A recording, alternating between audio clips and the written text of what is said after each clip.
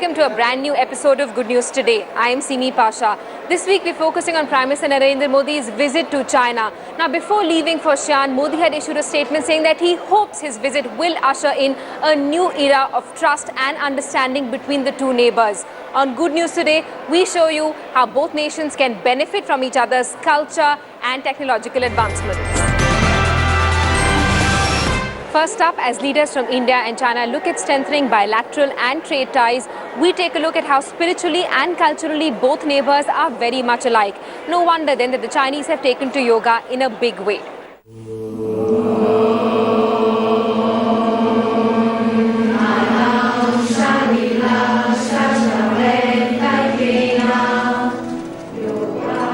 The Chinese are taking to yoga in a big way. More so with young Chinese beginning to find Tai Chi old-fashioned and slow. There are now more than 1,000 big and small yoga centers in Beijing alone. And by conservative estimates, there are more than 3 lakh active Chinese yoga practitioners in the city. Head trainer Yogi Mohan Mandare explains the growing popularity of India's oldest export. The group of the people practicing behind us, they all are the student of the teacher training. And you cannot find this age group of the people anywhere in the world. They are all around between 20 to 28. And when young people do something, they take that thing continuously. So I think the future of yoga and popularity, I think it is maximum in China. Like Indian culture, the Chinese too lay a lot of emphasis on the coming together of the mind, body and soul. Young Chinese are fascinated by the spirit behind yoga, and they say doing yoga has been a life-changing experience. My work is very busy, and so does my husband. And I found something wrong happened with my body, my neck, my leg. So I talked to myself that I need to change. So I come here. I felt it changed my body and my mood. When I doing yoga, I feel inner peace. Yoga made a really big difference in my life. I still remember when I did my first yoga lesson. I felt very relaxed, and I could feel my body. And so since then, I started to practice yoga regularly. Yin Yan is the founder chairman of one of the first yoga institutes in Beijing. She says she earlier had to spend a lot of time and energy explaining to people what yoga was. But now her institute is finding it tough to keep up with the growing demand. The competition is more and more stronger now because more and more people join yoga practice. So many yoga centers appeared in China. But we are very happy to see all this competition. That means everybody try to do the best job.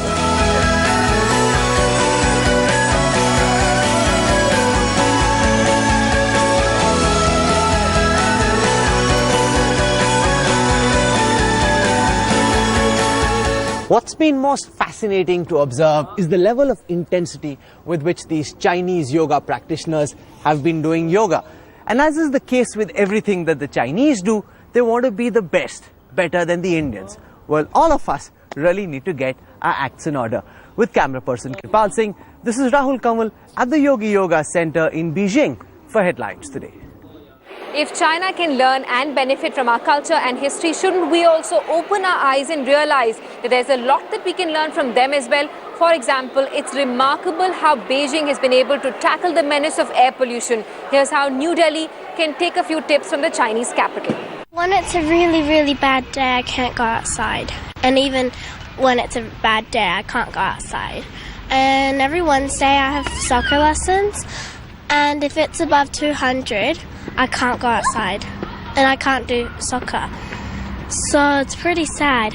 I can't go outside like used to a few years ago. And I don't really like it. In recent years, Beijing, the capital of China, had the dubious distinction of being one of the most polluted urban sprawls in the world. The good news is that since then, Chinese have found the means to get rid of this unwanted distinction. And that means there is hope for Indian cities. All India has to do is follow the Chinese model. Here is how Clean Up Beijing Air unfolded. In 2013, when Beijing resembled an airport smoker's lounge, the alarm bells were pressed. Airpocalypse was declared. And the lives of the citizens changed forever. A local NGO launched an application called Blue Map app, which monitors the level of PM 2.5 in the atmosphere. The application became an instant hit with more than 3.5 million downloads. And the idea behind the app is to use data, to gather data about air quality information, but not just air quality information, but also information about companies and their emissions. So how big are the emissions from some of these largest emitters in China, and give people the opportunity to see some of these big companies in their area, exactly what levels they're emitting at. And then they can use this data, they can share this data on social media. As public awareness grew, forcing the Chinese government to act, Premier Li Keqiang declared a war on pollution. Tough new environment protection laws came into force. The new law has increased the accountability of polluters by imposing more meaningful fines. Companies are now required to publicly disclose the environmental impact of their discharge. All violations by polluters are put out in the public domain. The law has also increased the accountability of government officials. There are provisions for demotions, dismissals, and criminal prosecution of officials who cover up violations. The law allows NGOs to file public interest lawsuits in the courts against offenders. The law also provides for whistleblower identities to be kept strictly confidential. Not just laws, Beijing changed the way it functioned, to change from bad to good the quality of its air. All coal products to be phased off by 2020 in 6 adjoining districts. Construction of all new oil refining, steel, cement and thermal power plants have been banned starting from March 2015. Whenever city authorities issue a red alert, restrictions are placed on the number of private cars and heavy vehicles are completely banished. Beijing has eliminated all cars which fail to meet the national emission standards. 1.44 million old vehicles have been banished from the roads between 2011 and 2014.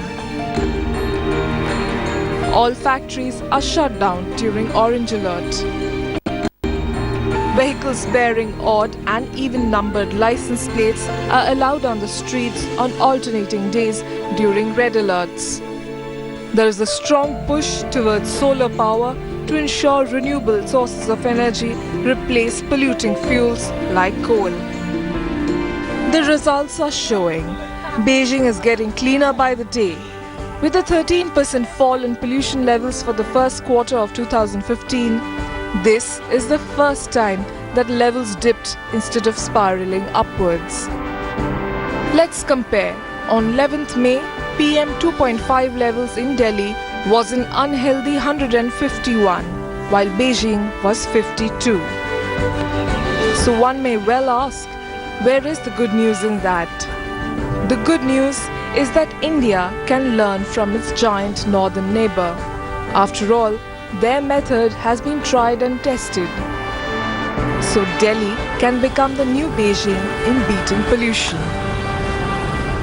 When President Xi Jinping visited India last year, Prime Minister Narendra Modi hosted a private dinner for him on the banks of the Sabarmati River. Here's how Beijing is rolling out the red carpet for Modi, returning the hospitality.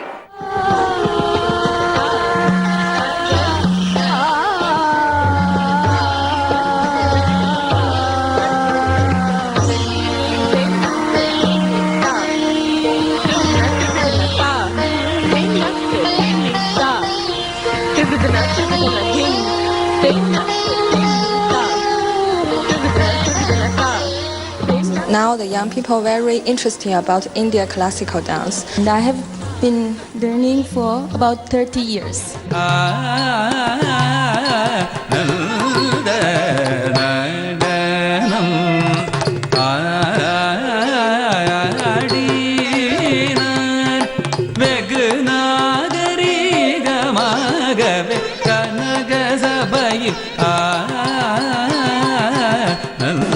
The tribangi is very beautiful for me. We practice maybe every day for 2 hours.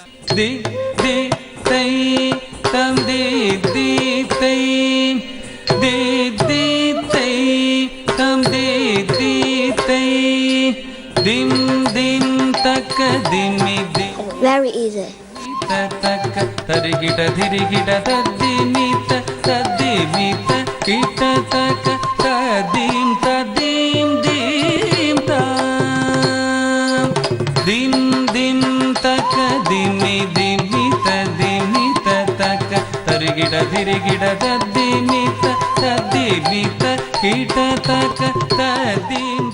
Lions are the pride of Gujarat, but their dwindling numbers have become a source of worry, not just for wildlife enthusiasts, but also for the government. The good news is that the latest census carried out by the state of Gujarat showed that their numbers have gone up by almost 27%. Take a look.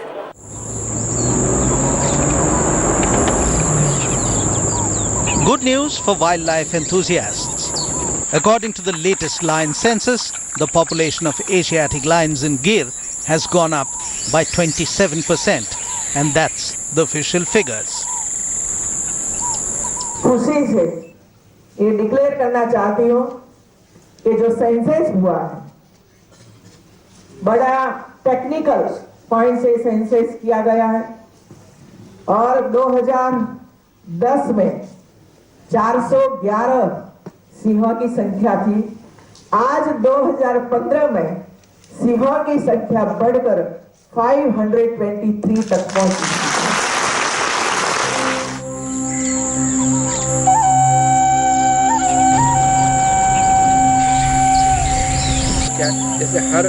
The census was conducted over 5 days earlier this month in the 20,000 square kilometer sanctuary and surrounding forest lands. The enumerators found 109 adult males, 201 adult females, and 213 cubs and subadults distributed across 4 districts of Junagadh, Gir Somnath, Amreli, and Bhavnagar. And it is the Amreli district that has seen the greatest rise in the lion population, with a current population of 174. जैसे से अगर 30 साल पहले देखिए तो गिर के सिर्फ वेस्टर्न पार्ट में लायन थे। धीरे धीरे गिर पूरा कवर हुई, गिर के चारों तरफ करीबन 100, 150, 200 गांव में चले गए। आज से 1500 गांव ऐसे हैं जिसमें लायन घूमते हैं, अच्छे से घूमते हैं, रहते हैं, लोगों के सहकार से बड़े सही तरीके से सरवाइव कर रहे हैं। हमें लोगों पाछे रास्ता ऊपर जता रहे। Though the census happens every 5 years, it was for the first time that 64 women were a part of the team involved in the counting process. And these women hit the field after undergoing training for 6 months. The increase in the Asiatic lion population in Gujarat forests is surely a reason to rejoice for the state government and to pay reverence to the people of Saurashtra region for nurturing the wild cat while taking all inconveniences in their stride. But now the biggest challenge that lies ahead, to manage the increased number of lions, particularly in non-protected areas, and also to think about lion relocation to other parts of the country. With Gopi Manyar in Ahmedabad, Shujoy, Headlines Today. Imagine a village with Wi-Fi connectivity, tech-savvy schools, hospitals and banks. Won't it be great to live in a laid-back village and still have access to modern technology? Here's a story about India's first digital village. Welcome to Akodara, a small nondescript hamlet in Gujarat's Sabarkantha district. But there's something that sets this village apart.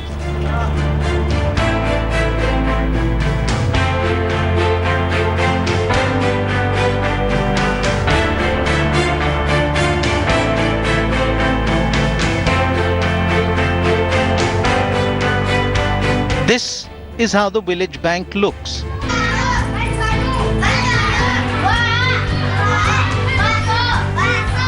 And this is how the students are being taught in the schools.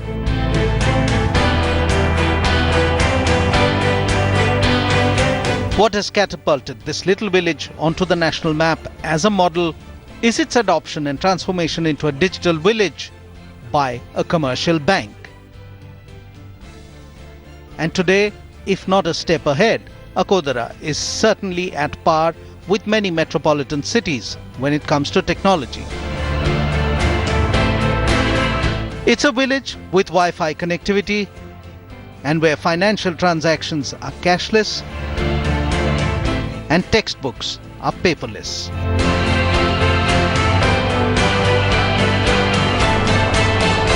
सब गांव digital हो गए हैं और आंगनवाड़ी में से घड़ियाल TV और सीसीटीवी कैमरा और प्राथमिक स्कूल में टैबलेट से बालकों से प्रोजेक्ट द्वारा पढ़ाई होती है। ऑनलाइन शॉपिंग शुरू हो नहीं है तो शुरू हो जाती है टूंक समय में। इस डिजिटल से जो बच्चे पढ़ रहे हैं उससे बच्चों को ज़्यादा इंटरेस्ट रहता है। बच्चों की जो प्रेजेंटेशन जो है वो इस में ज़्यादा रहती है। यहाँ डिजिटल है सब, तो भाई डिजिटल में क्या कर डिजिटल क्लॉक लगाई हुई है, घड़ियाल जो गांव की आती है टावर है, फिर स्कूल में भी कैमरा वगैरह लगाया हुआ है, फिर ये गांव का ये पंचायत है वो भी डिजिटल टाइप का ये सब। अब पूरे गांव का विकास डिजिटल है, वाईफाई सुविधा है, जो सब गांव के लोगों को या जो शहर में मिलते हैं वो सुविधा यहाँ गाँव में मिलती है अभी। Akodara has an animal hostel too, a place where the cattle of the village are kept together and taken care of. And today, not only is this village a first step towards realizing digital India, it's also an affirmation that technology is the new normal. Veteran actor Shashi Kapoor was awarded the prestigious Dada Saheb Phalke Award last week in recognition of his contribution towards the Indian film industry. Old friends, family and co-actors turned up to congratulate him at an award ceremony specially organized for him at the Prithvi Theatre. Here are the highlights. It was perhaps a fitting filmy moment when the man who gave India that famous dialogue was felicitated with the Dada Saheb Phalke Award last week, incidentally on a day celebrated the world over as International Mother's Day.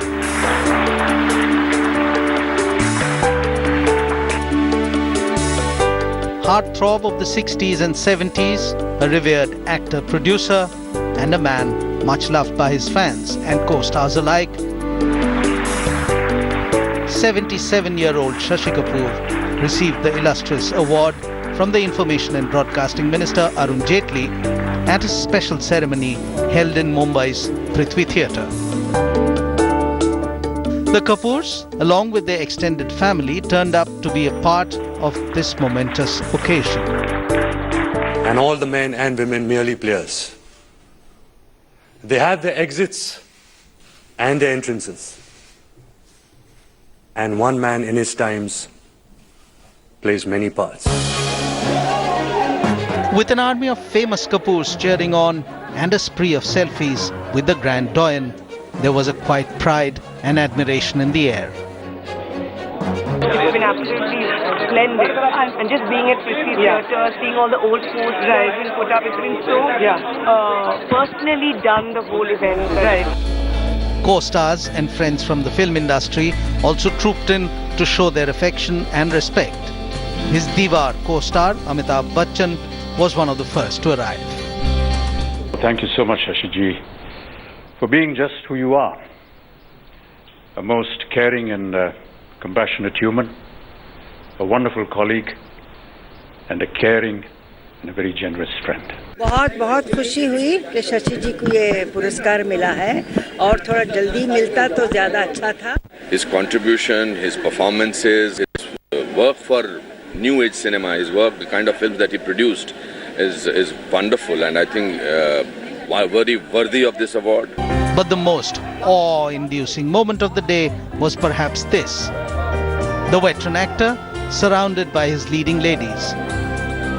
Wahida Rahman, Nafisa Ali, Rekha, Asha Parekh, Shabana Azmi, Neetu Kapoor and Supriya Pathak. That's all we could pack into this edition of Good News Today, leaving you with pictures of snow-covered peaks in Sonmarg, which is where you should be heading if you want some respite from the scorching summer sun. Have a great weekend. While entire North India reels under a severe heat wave, there was some good news coming in from Jammu and Kashmir for those who wanted to beat the heat.